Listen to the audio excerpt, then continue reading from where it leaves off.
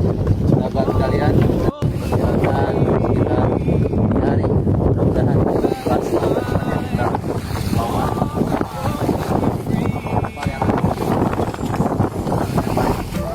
dan terima saya kita salurkan dengan baik dan kita semua ada di global sport live global fish point bisa selamat sehat walafiat. Yang paling penting adalah bagaimana kita bisa menguatkan menyuarakan ya katanya kedamaian kemerdekaan yang ada di Palestina ya, sehingga masyarakat semuanya merasa memiliki rasa bersama untuk memperjuangkan Palestina sampai kemudian insya Allah kita akan mendapatkan pahala-pahala kebaikan.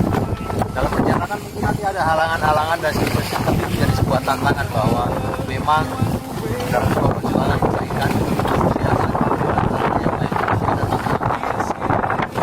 Salam.